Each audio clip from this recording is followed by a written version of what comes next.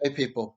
I just want to say a few words on the development that Finland has now formally joined NATO and become the 31st NATO member state. Welcome, Finland.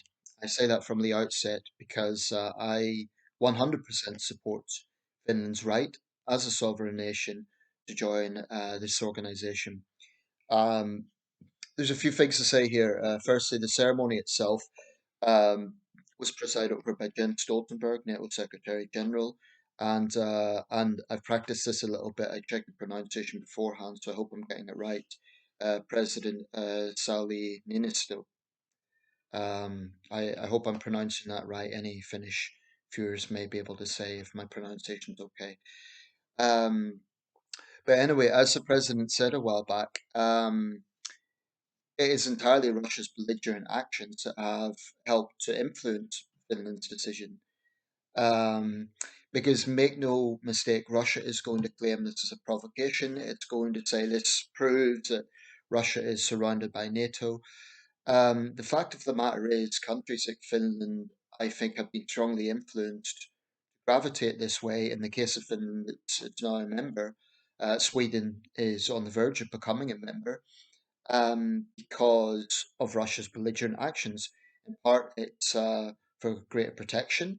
In part, it's to exercise, to exalt their values as Western liberal democracies. Um, the Russian propaganda is almost laughable if it wasn't so bad. Let's start with the facts. Russia is not surrounded by NATO. Granted, the border is bigger now. Finland has a big border with Russia, but the vast majority of Russia's land territory, in fact, the vast majority of Russia's territory is not in Europe. It's in Asia. I mean, if you look at a map, the vast majority of Russia borders Kazakhstan, Mongolia, some in China, um, and then in the Far East, you actually have the border with Alaska. So the actual border with Europe, the border with NATO, in fact, is relatively small when you consider that southern Asian border. That's an important point because Russia has long tried to play the victim absurdly, like it's being provoked and it's surrounded by NATO. NATO has never directly attacked Russia. Russia has, however, as we know from the appalling situation in Ukraine, Russia has attacked smaller neighboring countries. Um, this is Russia's antics. It's a gangster state. Um, there's another important point to consider with all of this. Some will say it's provocation, some will say it's humiliating Russia. Well, it's well known that Putin, after the end of the Cold War, he said it was the greatest geopolitical tragedy of the 20th century. And it was sort of a national humiliation. And in the 90s, Russia went through a difficult period because, on one hand, there was a democratization, but on the other hand, there was rising crime and an economic crisis under Yeltsin. So it's understandable why Putin initially came in. I've never questioned that. I think it's understandable. But over time, it became very clear that Putin was motivated by neo-nationalism and this irredentist worldview. The whole narrative about protecting Russian speakers is an excuse.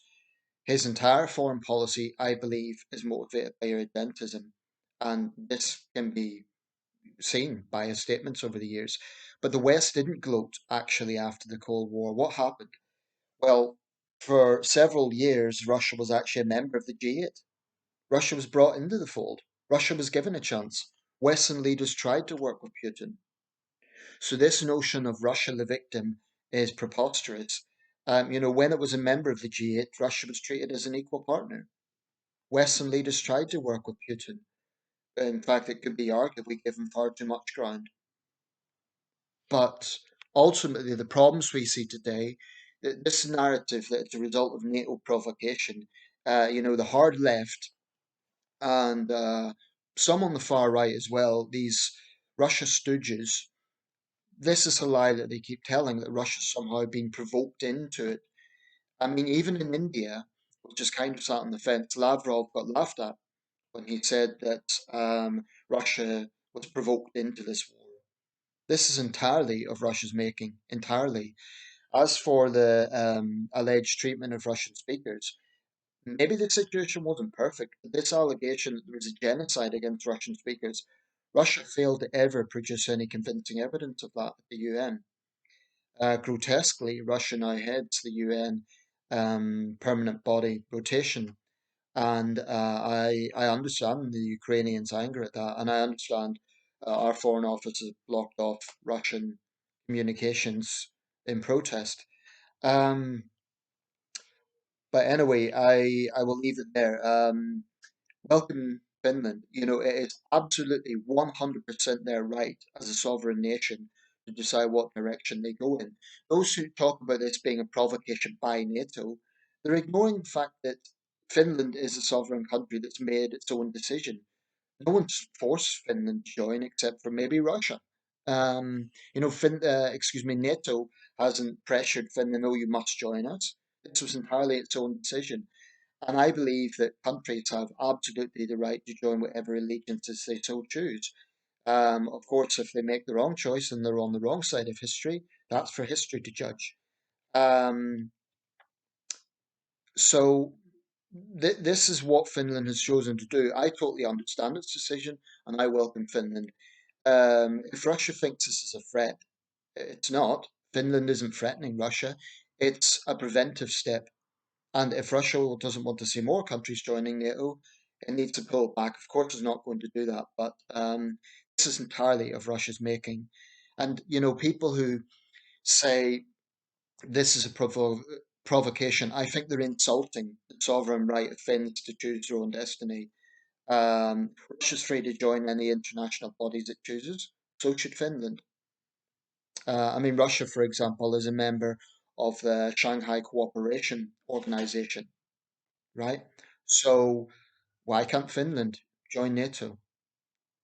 Um, so that's my thoughts on the matter. I'm not going to equivocate on this. I absolutely support Finland's right to do this.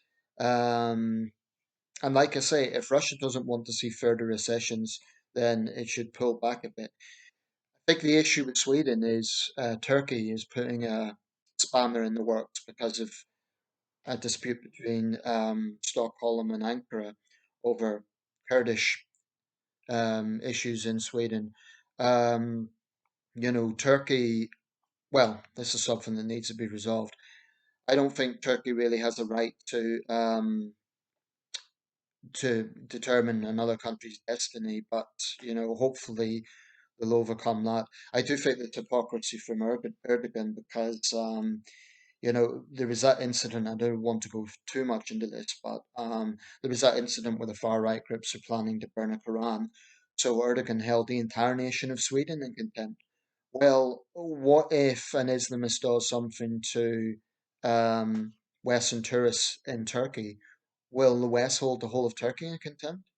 What Erdogan's doing is collective punishment, and I hope it can be resolved because it helps no one. It's just, I think it's just his ego at play, really. But if Sweden joins, it would be exactly the same principle. Sweden's right as a sovereign nation. So welcome Finland.